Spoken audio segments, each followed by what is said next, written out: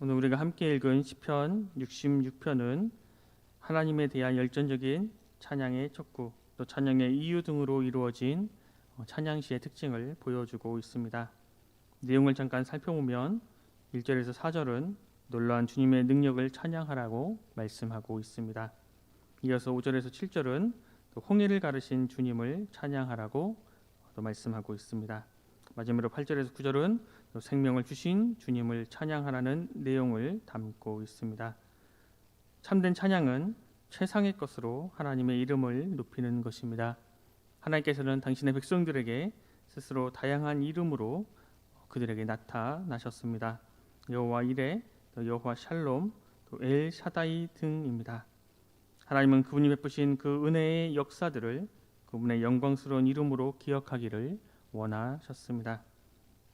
우리는 주님이 행하신 어미하신 일과 주님의 크신 권능 앞에 원수들이 복종할 일을 찬양해야 합니다. 하나님의 피조물인 온 땅은 주님께 경배하고 또 주님의 이름을 노래해야 합니다. 하나님의 이름을 높이며 찬양하는 사람은 누구나 그 이름의 놀라운 권세와 능력을 경험합니다. 본문 1절 말씀을 함께 읽겠습니다. 본문 1절 말씀입니다. 온 땅이여 하나님께 즐거운 소리를 낼지어다. 여기서 시인이 하나님을 향해 내라고 말한 그 즐거운 소리는 하나님을 향한 찬양을 의미합니다. 온 땅은 하나님을 찬양할 의무가 있습니다. 이것은 하나님의 피조물이기 때문입니다. 그러나 온 땅이 하나님을 찬양해야 할 의무가 있고 또 시인이나 그리스도인들이 온 땅을 향해서 하나님을 찬양하라 말한다 해도 온 땅이 하나님을 찬양할 수 있는 것은 아닙니다. 그들이 하나님을 찬양하기 위해서는 우선 하나님을 알아야 합니다. 하나님을 알지 못하고서는 하나님을 찬양할 수 없는 것입니다. 때문에 여기서 온 땅은 하나님을 아는 모든 백성들을 가리킨다고 할 수 있습니다. 이런 찬양은 우리 모든 그리스도인들이 마땅히 드려야 할 신앙의 모습입니다. 또한 찬양은 그리스도인들이 이 땅에 존재하는 가장 본질적인 이유이기도 합니다.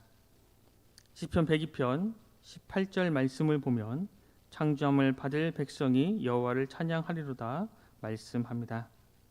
여기서 창조함을 받은 백성이란 죄에서 구원받고 또 거듭날 성도들, 또 예수 그리스도 안에서 새롭게 창조될 그리스도인들을 말하고 있습니다. 이들이 여호와를 찬양할 것이라는 말은 하나님을 찬양하는 것이 하나님의 아들 예수 그리스도 안에서 재창조하시는 목적이라는 말입니다.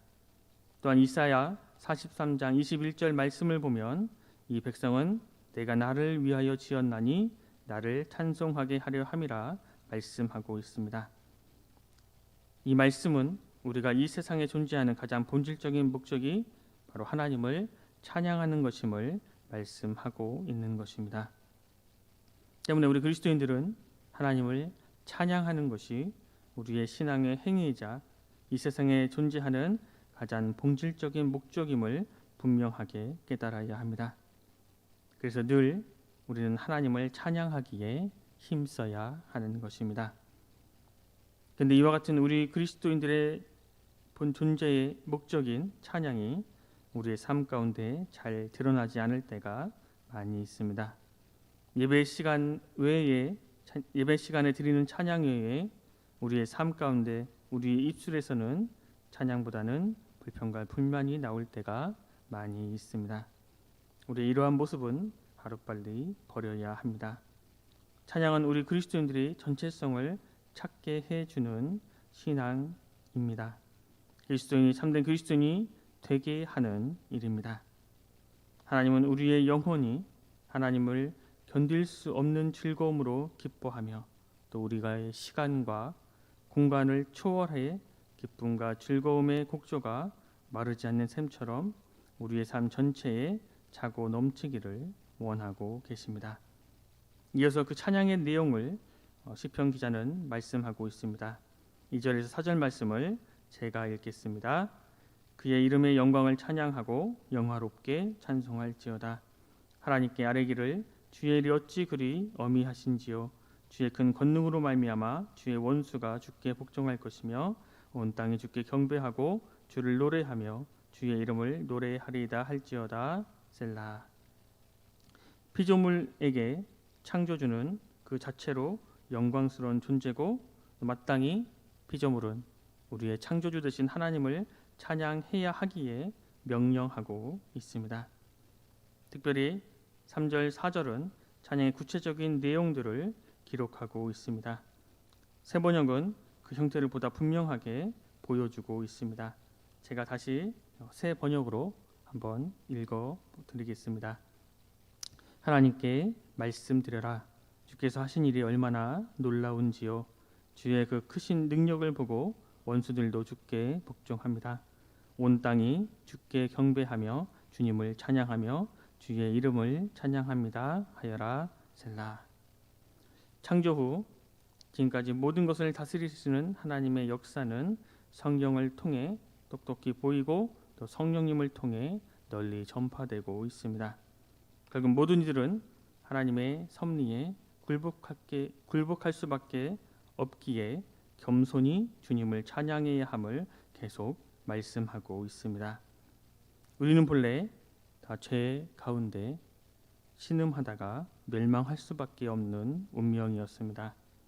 그런데 하나님께서는 우리를 불쌍히 여기시고 우리를 죄에서 구원해 주셨습니다.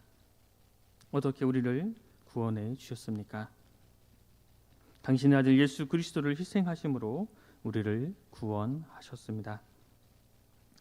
하나님께서 우리를 죄에서 구원하실 때에 세상이 두려워서 떨만한 어떤 초자연적인 방법으로 구원하신 것이 아니었습니다. 죄인이 죄에서 구원받기 위해서는 죄가 없으신 분이 죄인을 대신해 죽는 길밖에 없었습니다. 그런데 인간들 중에서는 죄가 없는 사람이 없었습니다. 그래서 하나님께서는 죄인들을 구원하시기 위해서 예수 그리스도로 하여금 성육신하게 하셔서 죄인을 대신해 죽게 하셨습니다. 성육신하신 예수 그리스도는 완전한 인간임과 동시에 완전한 하나님이셨기에 모든 인간의 죄를 대신 담당하실 수 있었습니다. 이 대속의 사건은 우리가 쉽게 말할 수 있는 것이 아닙니다. 쉽게 생각할 수 있는 것이 아닙니다. 하나님께서 친히 죽으신 사건입니다. 만물의 창조주가 그 피조물을 위해서 그것도 마땅히 죽어야 할 죄인을 대신해 죽으신 놀라운 사건입니다. 우리의 생각으로는 도저히 일어날 수 없는 일이 일어나는 것입니다. 그런데 우리는 이 대속의 사건으로 인해 구원받은 사람들입니다. 이보다 더 하나님을 찬양해야 할 이유가 없는 것입니다. 우리는 하나님께서 우리를 구원하시기 위해 행하신 이 놀라운 일들로 인해 하나님을 찬양하고 또 그분의 영광을 더 높여 드려야 하는 것입니다. 이어서 5절 말씀에 보면 와서 보라 라는 이 말씀을 통해서 자신의 민족이 경험한 하나님의 은혜의 사건으로 피조된 모든 이들을 초대하고 있습니다. 이어서 하나님의 능력을 경험한 구체적인 사건을 말씀하고 있습니다. 6절, 7절 말씀을 함께 읽겠습니다. 6절, 7절 말씀입니다.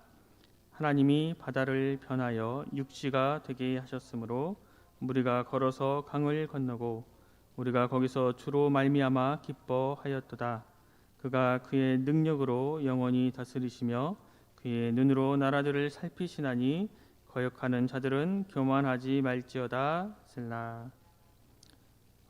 우리 한글 성경은 이게 한 문장으로 기록되어 있지만 이 3절 말씀을 그 6절 말씀을 또 원문대로 정리하면 다음과 같습니다. 하나님이 바다를 변하여 육지가 되게 하셨다. 무리가 그 강을 도보로 통과하였다. 거기서 우리들의 주로 인해서 기뻐하였다라고 번역할 수 있습니다. 이를 통해서 홍해나 또 요단강 중에 하나를 통과한 사건이 아닌 출애굽 전체 과정의 사건을 함축하고 있습니다. 이 사건들 사이에서는 시간 차이가 있지만 이를 시편 기자는 나란히 쓰므로 이스라엘의 출애굽으로부터 가나안 입성까지의 전 과정이 전적으로 하나님의 권능에 의한 것임을 강조하고 있습니다. 계속국장 모든 것을 초월하시는 전능자 하나님 앞에 교만하지 말라 말씀하고 있습니다. 피조물 된 사람이 아무리 대단해도 무에서 유를 창조할 수는 없습니다. 무에서 유를 창조하실 수 있는 유일한 하나님이심을 기억할 때 우리는 결코 교만할 수 없음을 말씀을 통해 깨달을 수 있습니다. 마지막으로 우리 8절, 9절 말씀을 함께 읽겠습니다. 8절, 9절 말씀입니다. 만민들아 우리 하나님을 송축하며 그의 찬양 소리를 들리게 할지어다. 그는 우리 영혼을 살려두시고 우리의 실족함을 허락하지 아니하시는 주시로다.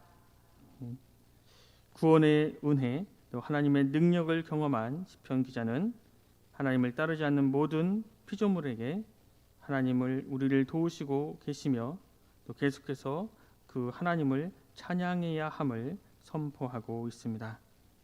하나님께서는 당신의 백성의 실족함을 허락하지 않으십니다.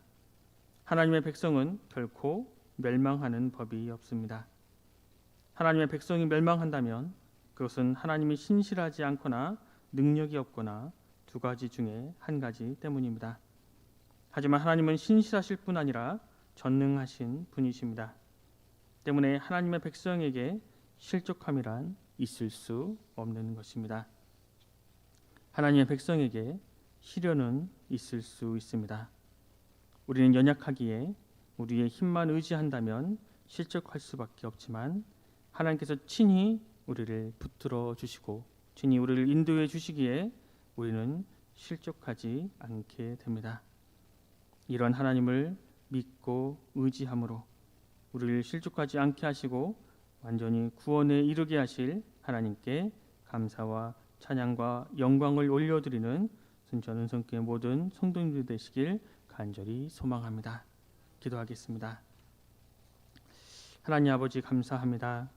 오늘도 우리에게 새로운 한날을 주셔서 주님의 말씀을 듣고 묵상하며 기도함으로 하루를 시작할 수 있도록 인도하여 주시니 감사합니다.